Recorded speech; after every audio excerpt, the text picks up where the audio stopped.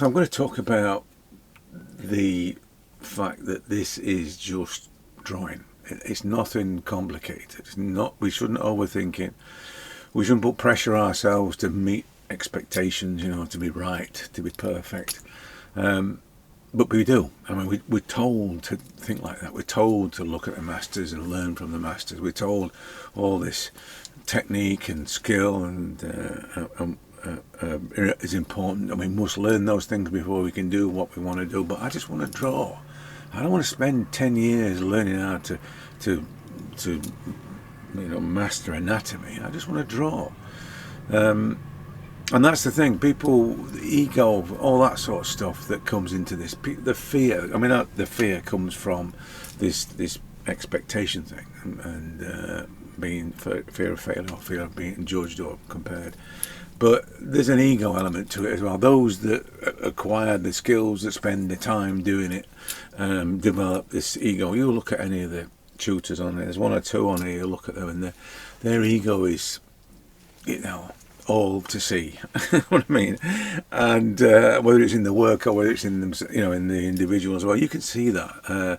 I'm not sure that for me, there has to be a kind of a humbleness of an artist is always secure in their creative intention, will have a kind of humbleness about them. They'll just be, this is it, mate, you just got to take it as it is. I don't care what you think, but this is my pure intention. And I think that honesty is what you need if you're going to be a serious artist. You can't otherwise you're always going to perform, and I know there is such a thing as performance art, but that's not really, the performance thing is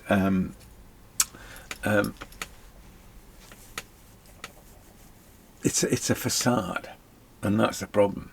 And a lot of painting, a lot of art is a facade, and these people can do it really well. That's the thing. So you look at amazing painting, but there's a certain shallowness to it. You know what I mean? And I see that in work, and the paintings or art that I see, I always look for honesty. I always look for that transparency of honesty. And honesty, and if it's dressed up, you can usually tell, can't you? They've always got that kind of, I don't know. There's a veneer of expertise about it. You know what I mean? It's skillful and it's full of technique, and that befuddles people. It's an overwhelming thing that I'm in awe of the detail or the size. I'm going to draw something in a minute, and I'll ramble a bit further. I'm going to be using these two today. Right, so yesterday was this thing, right, and it ended up with this thing. Let me show you this one, which is all right, but there was a kind of, I mean, I'm big on using whatever materials you can and adapting. So I adapted with this, and it was because of the weight of the bamboo was quite light. It felt like I couldn't apply pressure. I felt like it anyway because of this clutch mechanism being a little bit. It wasn't going to snap, but it felt a little bit fragile. But it drifted across the surface, so you got this, as you can see, this dithery kind of hazy effect with the marks. They're not dominant marks, you know what I mean? I mean, I managed to get it to be darker from what you saw in the video, but it's still very much more delicate than I normally would. Although, I've used it a couple of times this week on that one, on that, and the one at the weekend, on the lesson at the weekend, which was that one. And you can see that there is this lightness, you know what I mean? It's what it is. Whether I like it or not is another matter. I make it work. I'm as I said, I'm quite adaptable with them, and I think it's good that you use different tools. But I'm going to use. I've got these two out of the tin. I have it in tins like this. Look, you see this? I have it in tins like this. I can't take the lid off the tin because it smells like an old pipe, and it absolutely stinks. So it'll just choke me. You can hear there's some in it, but I've got two out of it. So I'm going to draw with these, which the last one I used I think it was last week, is now down to that. So they start off like that. Well, I can still work with that, but I'm going to use one of these two. Nice and straight, fairly straight anyway. But it's like all the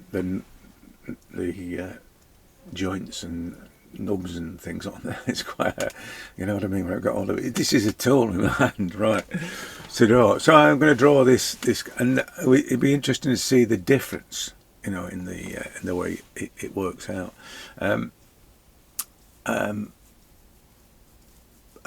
Just about the drawing thing. I saw somebody yesterday saying that you had to visualize. Most people can't visualize. And I immediately thought when they said about this visualization thing, because I, as a job, as a designer, graphic designer, visualization, and my first job was a visualizer. I thought that was what he was talking about. He was talking about, he was still making representative work of street scenes, but he was talking about visualization being a component in that. And he was talking in reference to the outcome. So he visualized the outcome. And now I know that from being a visualizer. I'm going to draw this guy, by the way, with the hair and the scarf thing. I know that from being a visualizer that you would visualize something that didn't exist. So because of the, you know, mostly clients couldn't visualize what it was going to be like. You know, that was the premise. But this guy was doing it from known or reference images, which just seemed a bit, I don't know, mixed up in a way. Anyway, some old guy, some quite successful, I think. But illustrator, I think that's what he was. But the visualization for me is, I just, in this instance, because it's different every time, and I don't think this is really a visualization, but I imagine that on the paper. So I flash backwards and forwards from the subject, whether it's a real subject or a photograph, and I'm flashing backwards and forwards, and I visualize that on the paper. So I'm look how soft this and full of marks this stuff is. So I imagine where it's going to fall, and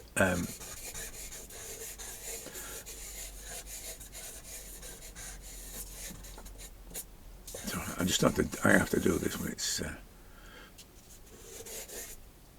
it's at this stage. I have to concentrate a little bit on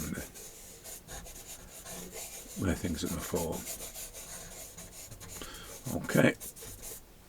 There you go. Well, I'm going to do a demo soon, and when I do that in front of these people, they're going to think, "Oh goodness me, where's the circles and the squares and the precision?" You know what I mean? They're going to do all that, and you know, scare the pants off them probably. Yeah. So that my visualization is that, and this is completely different from the kind of visualization that guy was talking about. In fact, this is, as I say, this isn't visualization. So, but it's I do visualize where it's going to land on the paper, and it gives me a position. You know that thing about fitting it on the paper? It's that. So it's hard that, because you know some people might say, right, that's there so far from the edge, and that's so far from the edge, and that, you know. But as you know, I'm not really a fan of any kind of construction, complication, whatever, which is what we're talking about really. I mean, it's just drawing. It's just it's like breathing. It's just something. If you're creative, but if you're not, I think drawing is a fantastic, which is the subject of the Big Draw. So check that out. Find that from somewhere if you can. Yeah, just type Big Draw and you'll see it. It'll be either on one of the platforms, YouTube, or no, I'm not sure if they're on YouTube. But anyway, it's a initiative. One I think it might be a charity, but like I say, it is just drawing. It's not, we're not trying to create master art. Not even. I mean, I hate the word master. As I said before, it's I'd rather be a student for life than a master for a day. I think that whole ego thing that people attached to the master thing. I don't know. It's almost like a justification for the complication and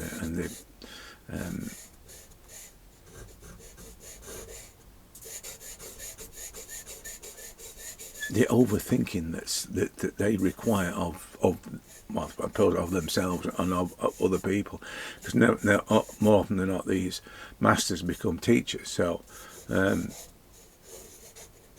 but as I'm not a fan of that word. It's too craft oriented, to master the craft for me. I'm not sure that I'm craft dependent. I am in a way.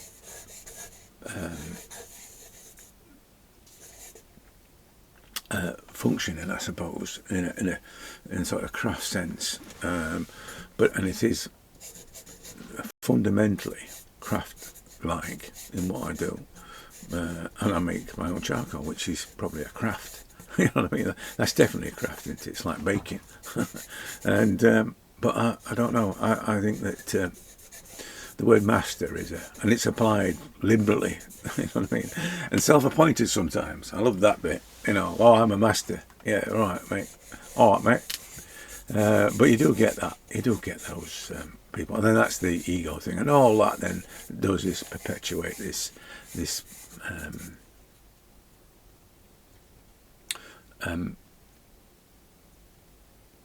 complication for people. If you want to make a drawing. If you want to draw, draw. Right? Don't get bogged down with other people's complications, other people's perceptions, other people's rules. Don't get bogged down by that. They're just, that's how they do it. It doesn't mean to say that you've got to do it the same way. In fact, if you want to draw, I wouldn't complicate it by looking at other people's work even.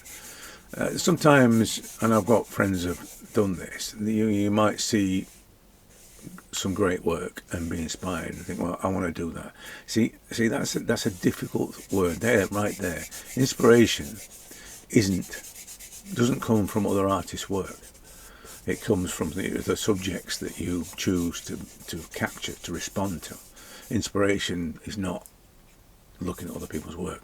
It's admiration. People confuse the two. You can admire great work, but you can't be inspired by it, because there's a contradiction in what being an artist is.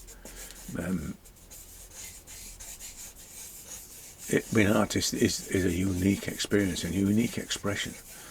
To be a real artist, I mean, I'm not talking about the guys that just want to do it like the masters did 400 years ago. They're in a way just carrying on tradition. But you know what tradition is? It's peer pressure from dead people. But that's what they do. That's fine. And I think that's probably the same. They're probably the same crowd that do detail, highly detailed, highly precise kind of stuff. The safety in that, the safety in the fact that, oh, this is how Rembrandt did it, so if I do it like Rembrandt, then people are going to like it. The people are going to appreciate it more, and there's kind of a safety in that, a reassurance. Well, I am right because I've done it like the masters did 400 years ago, so I am right. I must be right because that's how they did it. And that you get a lot of that. That's just the art world, I think. Artists as opposed to the business of art. But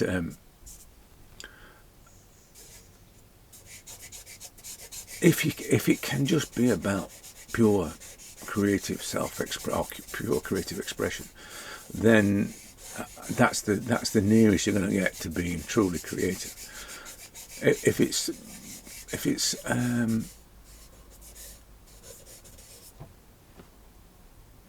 complicated by requirements, a shopping list of to-dos and not to-dos, then it's going to get further from the truth, aren't you? You're going to get further away from your true expression.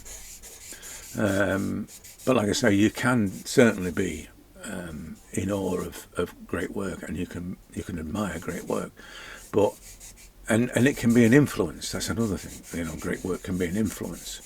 The masters can be an influence if that's your back, but inspiration is kind of save that for the things that inspire you to capture them or to respond to them. You have to do, otherwise there's a contradiction in that. If you're inspired by a painter, a great painter, how does that impact on the way that you inspire, the way you are inspired by the world? How does that impact on that? Just you sort of see it in the way that they would see it, and see it in a way that they would paint it. Not sure. I think you might find that you'd probably get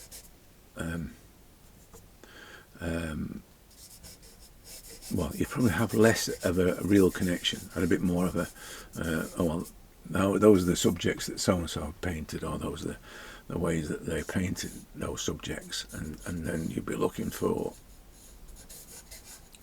either references or a way to to create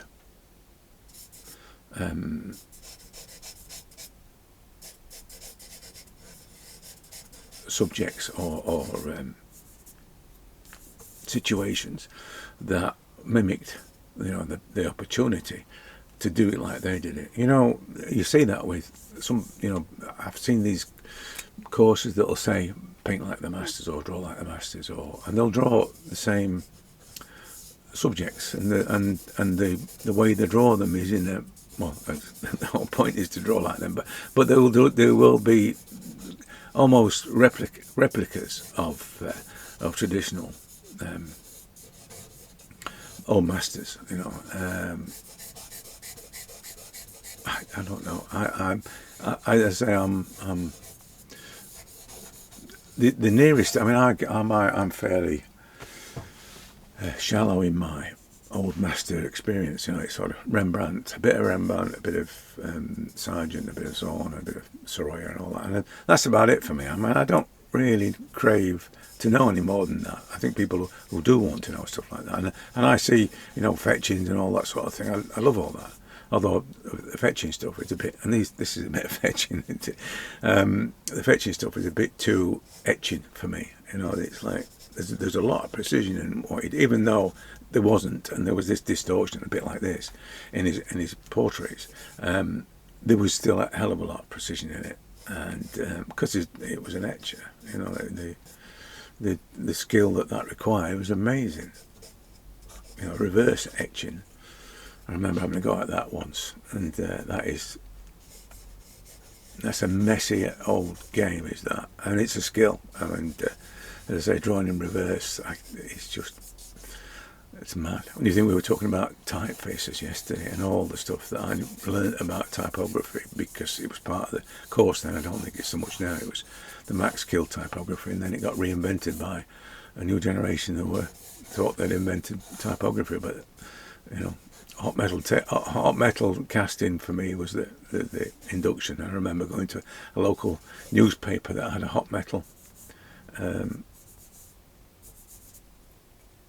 machine that cast, literally cast a page of type, for the newspaper. And then years later, I saw the same machine being sold at a local printer's. The actual same machine that was using this. And we're talking 30, 35 years later, probably more than that. But yeah, as I said, it's the whole craft. That is craft stuff. I mean, you could be a master typographer, a master typesetter, or probably a master etcher as well, because of it's literally one of those, like a farrier or a blacksmith. Those guys. They're the people that become masters. But yeah, as I said, I'm for me, drawing is a visceral response. It's not a mechanical response. So and it's everything. You know, I'm going to do the demo on whenever I just said, and is it beginning of next month? I think it is. And I'm going to show them everything, you know, from the paintings, these paintings, and the other one as well, the other lady with the floral kimono, and then the smaller ones, and then these things, and then maybe I've got loads of little. But and I was doing these because of the these ones because of the size thing. So there was a set of those that I did, and I was I mean, at the end of the day, I was just drawing, and that's what I'm going to try and put across, because they said when I went for the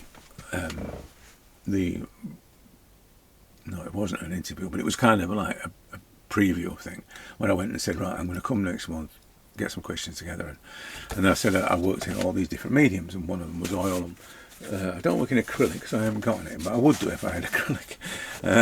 And they said, which medium should she asked the group what medium should I said, oh no, you're not getting it.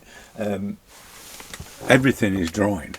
everything in the sense that it's drawing is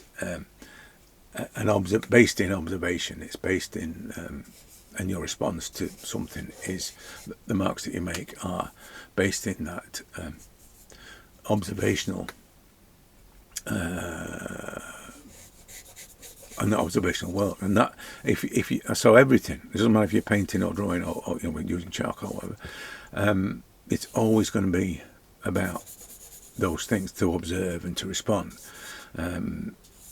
But if you can't do that, if you just learn a few tricks to be able to make a sky and a few trees, then that's not it. You're not getting it. So it'll be drawing that I'll be talking about. But as I said, fundamentally, it's all it is. It's not complicated. It's not something you have to think about, or shouldn't be. It should be a visceral response. If you're creative, you see, the skill thing, that happens anyway. It just happens. You know, when you get into the rhythm of doing this, like I've done it so often, it is literally a habitual response to some degree. But once you get into the right frame of mind about this, that it is something that is just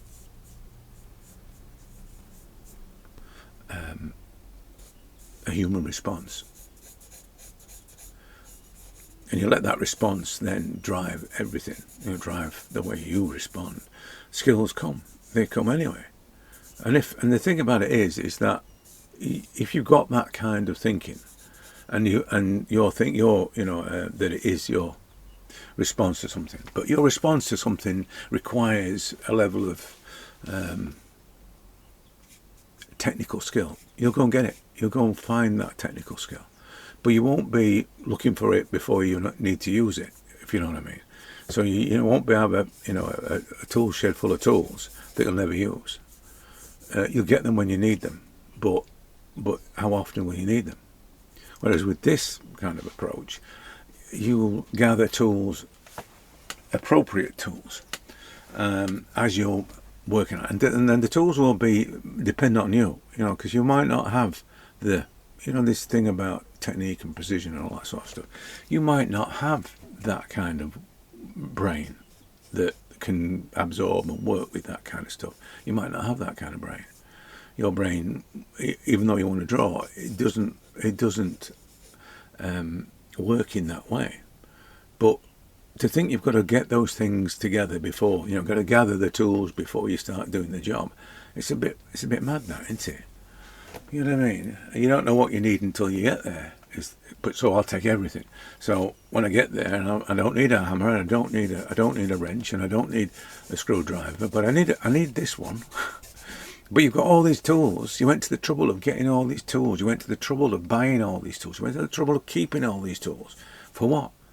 Because you don't need them. So that's the thing. People overcomplicate things. But like I say, if it transpires that your response to the world requires technicality and precision, you'll get those things. You will go and get them, and you'll get them because you need them, not because you must have them.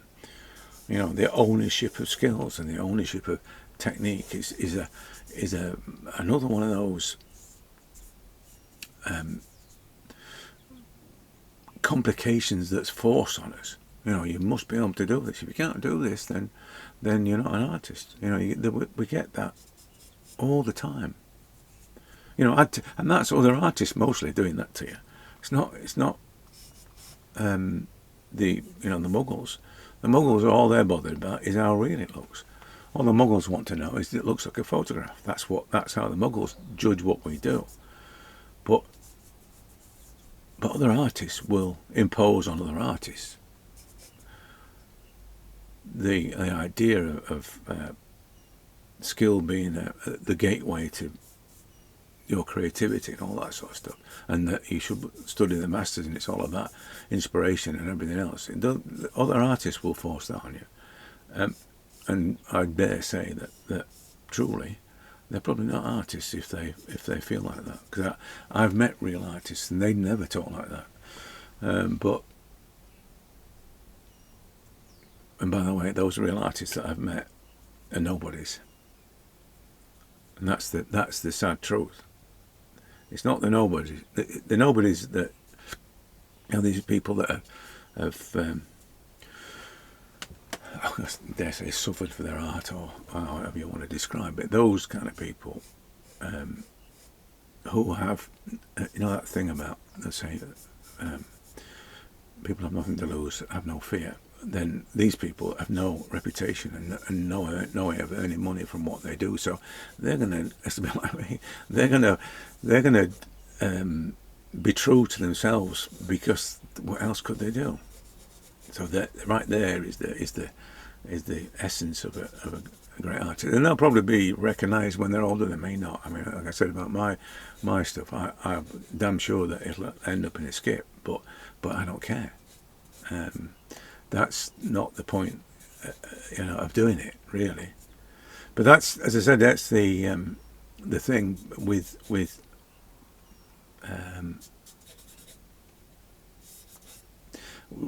artists. They tend to, and I think I do it as well, think of their way as being. I don't think my way is the right way. I don't think that at all. I think that you can't argue with the idea of having the right mindset, because it's kind of one of those life things. And if you've lived a life, you understand that the way you think about something is far more important than the actuality of it. That thing about, as you get older, you realise that nothing's what it is, what it seems. You know what I mean? Everything from going to the dentist to the taxman. You think, wasn't that bad, was it really? I mean, I my extreme experience is obviously the cancer, but I'll tell you now, and I think it was reframing that did it, but I'll tell you now, it wasn't as bad as people would think it was. And all the naughty things they do to you, they're never as bad as you perceive them to be. But that's a reframing. It probably is bad. It's just in some way you're able to cope with it by dealing with it objectively, I suppose. And that, in a way, is this. This is what drawing is. It's you must be real and objective about it. And is it really that important that it's a precise, perfect, circles, like edges and whatever? Is it really that important? Is it really? Is it more important that you just express yourself? Is it not that? That's the most important thing. But ask yourself. You've got to. I mean, I can't say that everybody will think like that, and they should think like that. But if we don't ask ourselves the questions about what really matters, then we're going to get sucked into the mayhem of what other people think matters, and that's the danger of it all. And once you're in that, oh, you've got to learn this, and you've got to study this, and you've got to do this. But once you're in that mindset, everything is about that. From that point on, you're in the you're in the mixer, and you're always going to be returning to that thing, that knowledge-based, technique-based kind of thinking. So when you get stuck on something, oh, I can't do this for whatever reason, you're going to go back to the knowledge. You're going to go back to the practice. You're going to go back to the things that you're told in the first place that are important, as opposed to thinking, oh, well, hang on a minute, it's because I'm not doing this properly. See, the thing is that if you don't start this right, if you don't start this with the right mindset, or the right sort of, it's going to be that stops it from working. It's not going to be the fact you can't draw noses, all right? It's because you haven't really started on the right foot. It's the sprinter in the blocks thing. If you're not on the right foot to start with, that would be mindset stuff, whether or not it's outcome related or whether it's just the doing thing,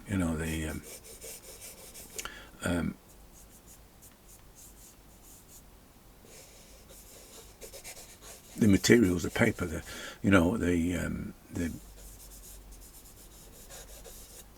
limitations. If it's not, you're not starting from the right place. You're always going to be on the precipice of what you perceive to be failure, just simply because you're not set off properly. You haven't set off on the right foot.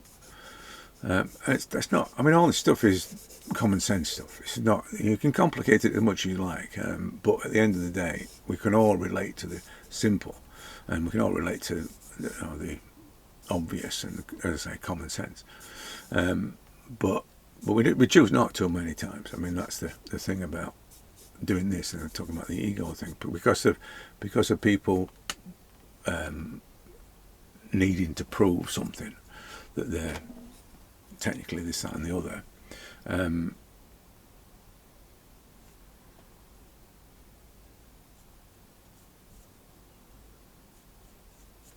the more complicated it is. To some, it would be, as I said earlier, it'd be proof of their ability. Look, I do it just like so and so because, and therefore I'm good.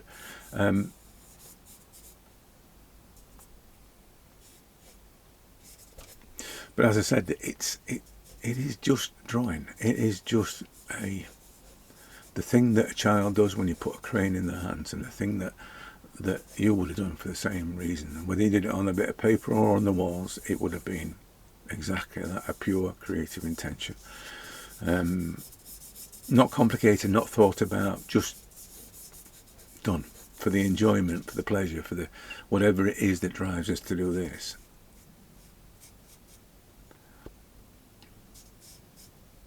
And I think deep down, despite what people might think, I'm pretty sure that the masters would have the same motives. You probably know that Picasso would have had that deep down. We've all got that. It's the thing that unites us, that creative force. But some people want to make it like a club that only some people can join. That's the thing as well. That's the ego thing. That's the people protect. I think that most of the guys that push the technical stuff, I think that's part of the look how clever I are. You're not smart enough to be in our group kind of thing. You can see that. Watch some of those videos. You can see that. So say going back to the ego thing, you can see that smugness about them.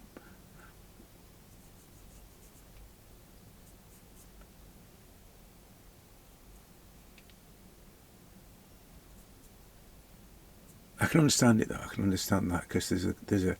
I know when I went to that thing last week, there's a. And I took my drawings. There is a ego feeding kind of effect with stuff like that when you get people. It's like with the people that enter competitions and win, and then they puff the chest out and flash the check, and all that kind of thing. It's that I understand the ego thing. Never. I mean, I can't give people credit if they turn around and say to me, "I'm good because I've got this award. I'm good because I was on this game show." I'm not really impressed with that sort of thing. It's it's as I say, a bit of an ego trip for many of these people, but we shan't go there, I don't think. But it was interesting with the video yesterday with the "Don't watch this." I mean, it's got a lot more views than others. It was the same. It's the same stuff I talk about all the time, but I think it's just that the title was a bit of a baity title, and it probably was that enticed, if you like.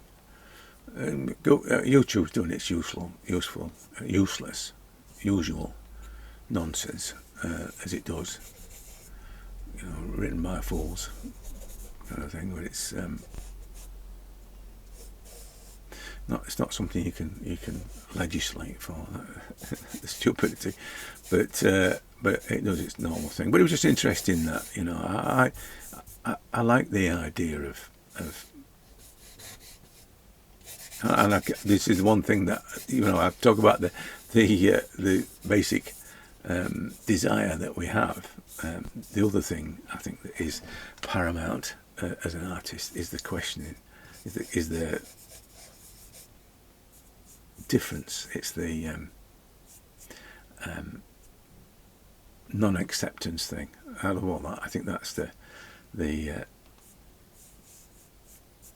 one thing that we all should share, which is this zero acceptance thing. But funnily enough, I think that, I mean, I'm from a illustrative background. Not that I was, you know, full on illustrating forever. I was just doing it over those sort of 15 years at the weekends, just for a bit of money. You know, that was the only way I was doing it, really. But illustrators tend to be more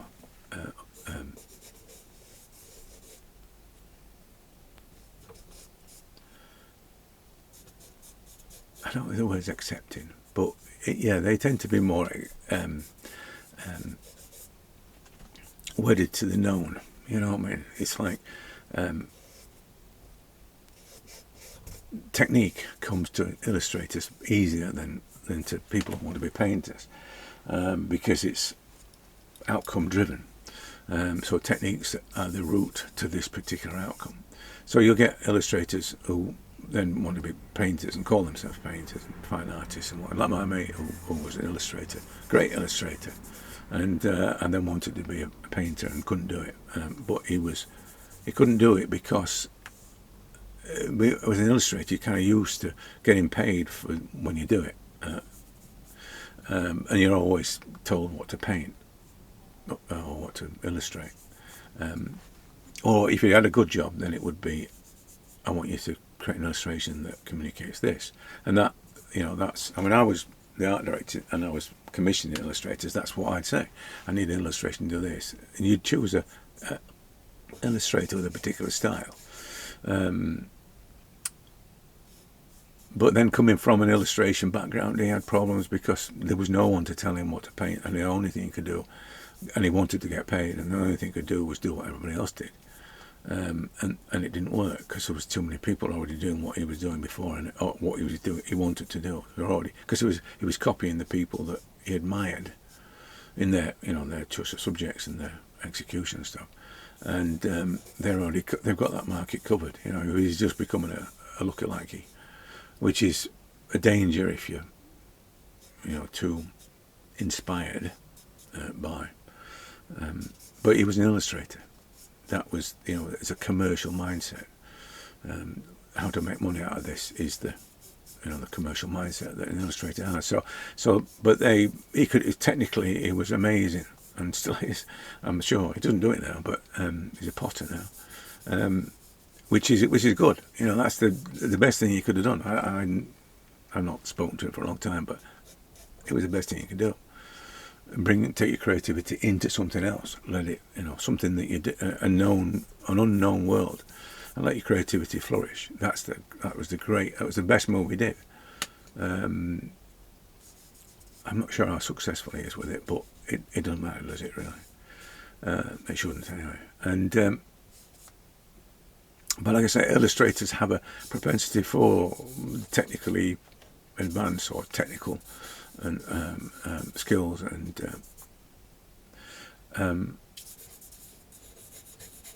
they then bring that to painting. If they want to be which is what this guy, my mate, did. But it was interesting. I saw John Ingbertson talking about illustration versus painting. There is a difference, and it was interesting what he was saying about in the world of fine art now is dominated by illustrators or an illustrative approach, and that's kind of what we're talking about with this. It's when you have this urge to paint or draw or whatever, a portrait, you're going to think of it as in terms of a illustrative outcome. You're going to think of it if you're not, because a lot of people don't have that super creative kind of freer feel about or expectation of what painting is or making art is. A lot of people have a illustrative mindset that it must look like, it must be precise, it must be all those things. A lot of people have that. So when they come to doing this, that's what they'll perceive it should be and set off on that route. But and the problem is then you'll meet all these illustrators that will tell you that this is what fine art is, and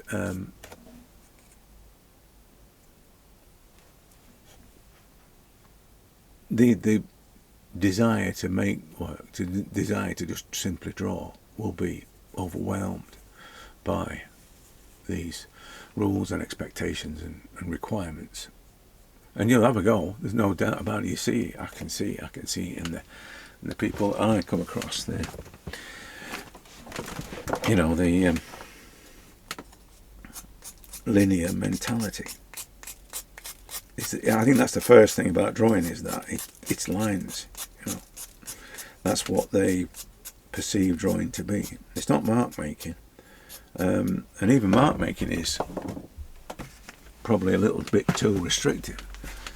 But it's probably the nearest we've got. As I said before, we don't have really the vocabulary to describe what being creative is about. But because the words were not invented for us, the words were invented for mathematicians and scientists and all those sort of things. And even though we got, back in the day, all art was part of those.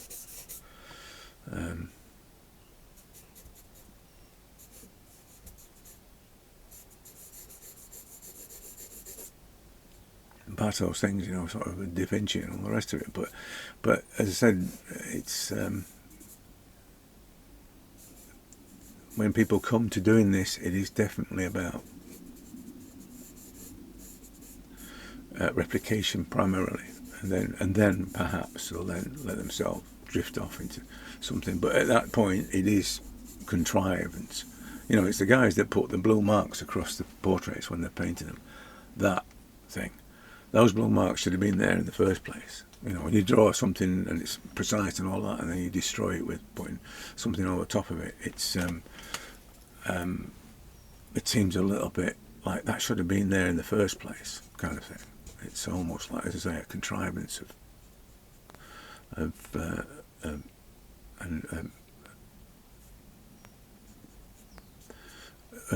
trying to make themselves look creative. Make some creative marks on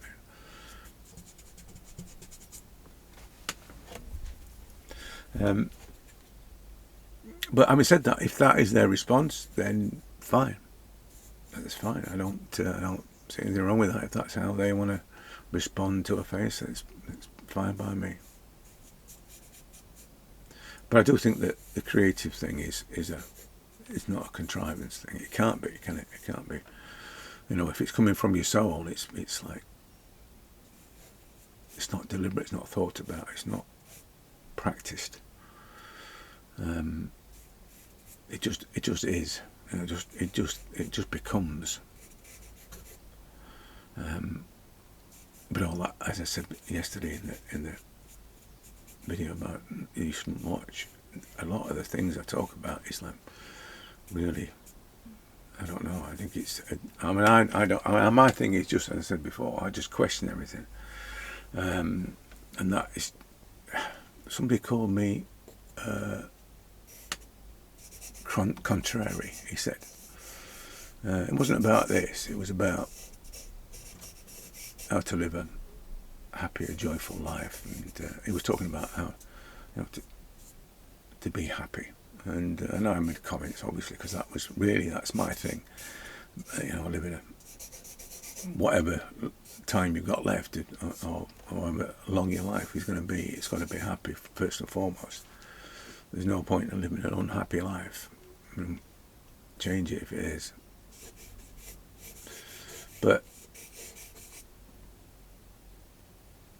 this idea of acceptance, back to the acceptance thing of what people tell us, I could never live with that.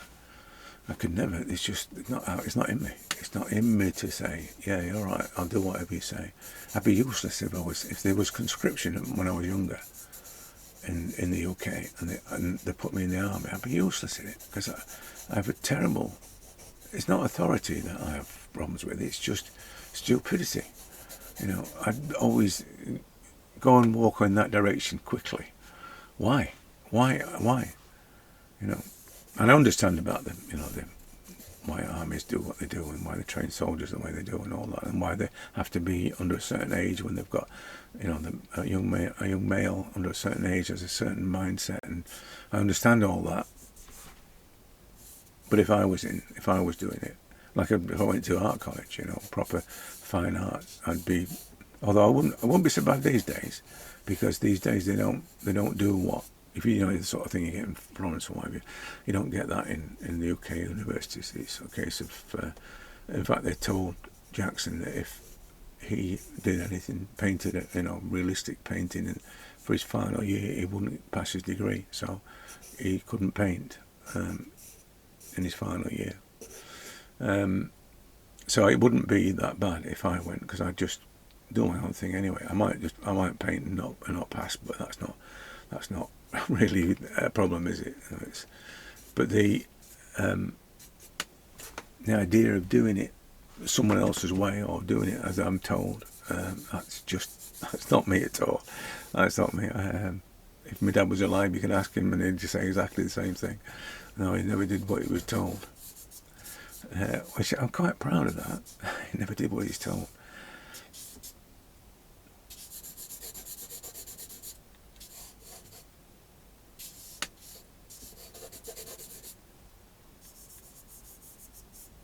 I would be the kind of child you get sick of hearing him say, "Why, Daddy? Why, Daddy? Why?" It's just 'cause, right? That was the usual response, I think, of the time, was just because. Now shut up and eat your spaghetti oops. I hated spaghetti oops. Once went to an auntie and she gave us spaghetti oops, and oh God, I hated those things. Heinz spaghetti oops, sorry Heinz, but yeah, they were vile things. Never had real spaghetti. That was too foreign. That was too foreign. I remember when first time we had pizzas, in the UK. I think it was. It wasn't Pizza Hut. Pizza Hut came along and just wiped out the competition. Pizza Land, I think it was. I think we brought one home to my father-in-law's in-laws, who now passed, both of them. But I remember Trevor, who I talked about the other day, and I was drawing his portrait. Him saying about, first of all, he said it was foreign muck. Pizza was foreign muck, he said, and then he said it's just cheese and tomato on toast. That's all it is.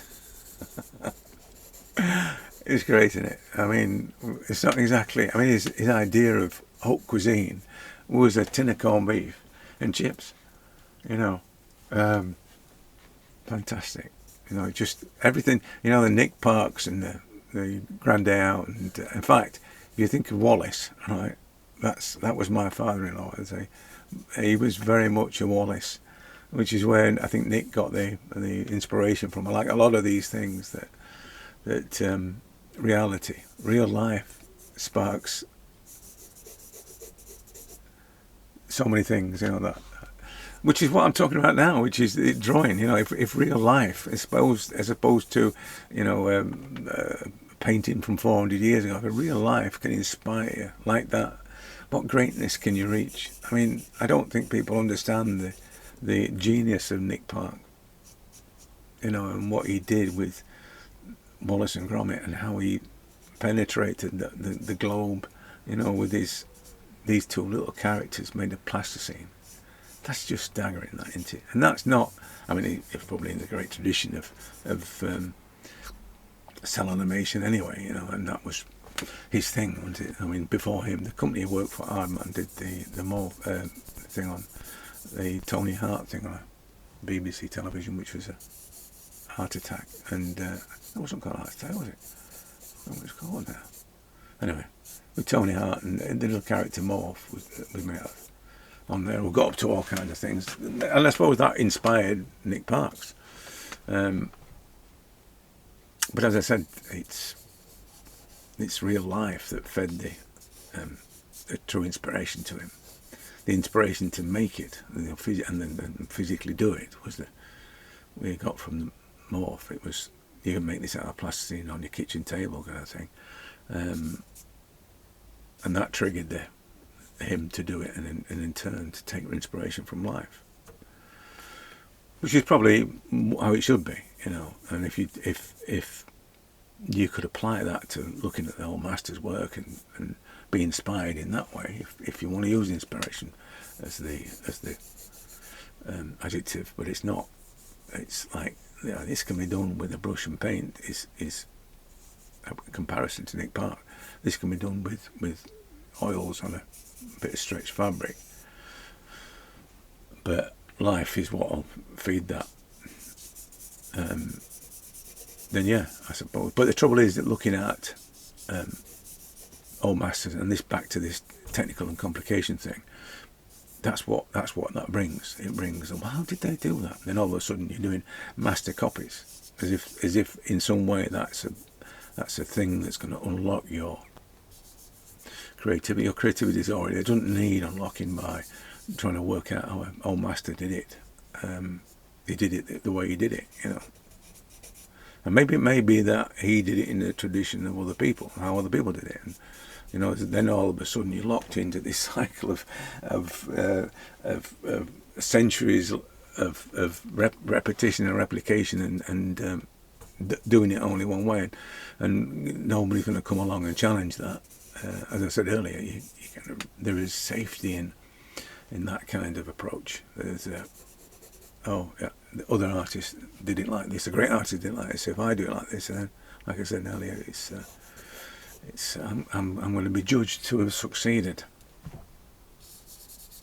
But if I saw somebody doing out of focus versions of amazing painting, out of focus version, and amazing, I think they're Rubens or something like that, and taking them and just mimicking the brushstrokes and the vibe of them, which was, they were fabulous, but I wasn't sure about it. I thought that's a bit weird, a bit.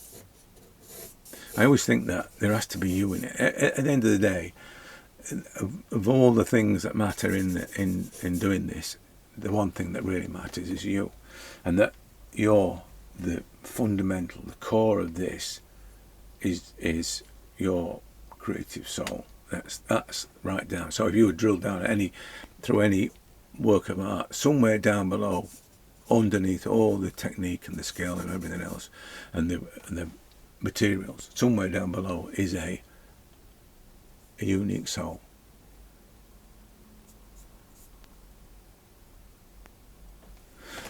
And that unfortunately is often buried that deep that you can't see it. You can't see that at all. It's which is fine. There are those who get this and really, and probably never ever get any recognition for it. But but nevertheless, there is, I think, feeding the creative consciousness, creative cosmos, putting something out there in the creative cosmos. It's Robert Enright territory, I know, but putting something out there in the creative cosmos is inevitably going to create ripples, and something will happen. It will have something. It may not be a direct impact. It might be an indirect impact, but something's going to happen. It's definitely going to be a worthy endeavour. I don't think, I've said to the lads, because both of them have this kind of experimental approach to art anyway, and Jackson's just in the process of, my eldest son, just writing his first book, and just putting his paintings in it, just like a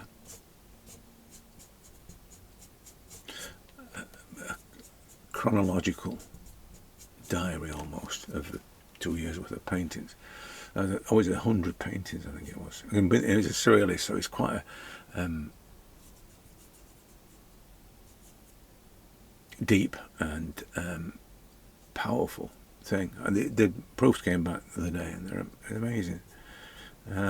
It's just, and you can see it's definitely his soul. But this idea of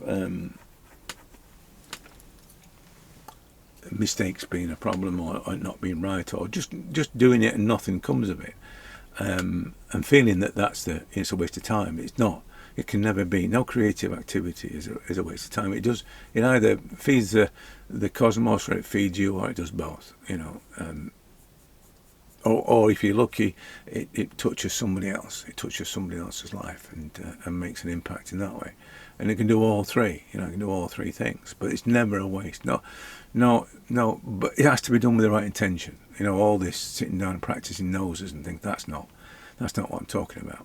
That's just how people think you should do it. But to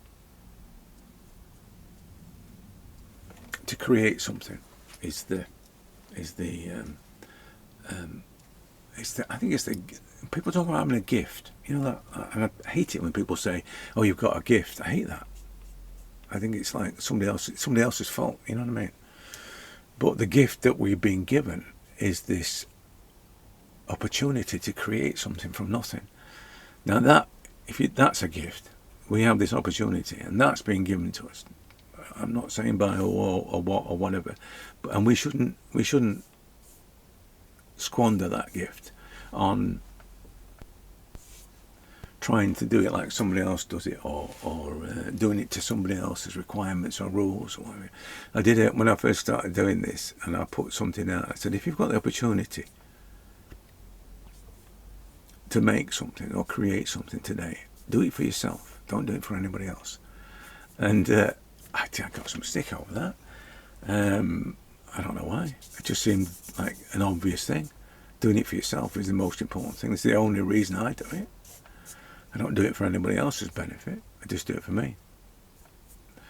But as I said, it is a gift, and if you've not, in the sense that it's an opportunity, because the gift is the time to do it. There's the gift.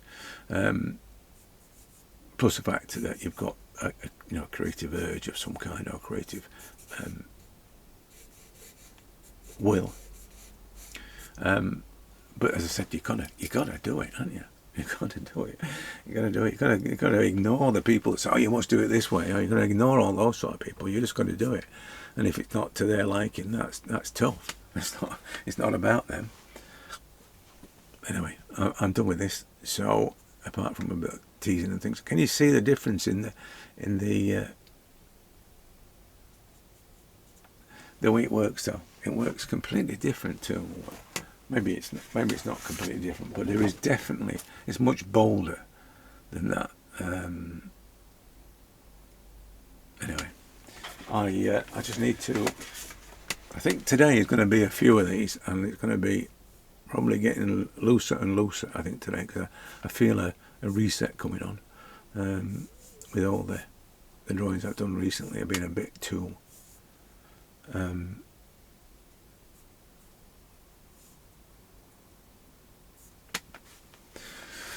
A bit too finished, I suppose, is the word I'm looking for. But So generally, when that happens, I go through a reset of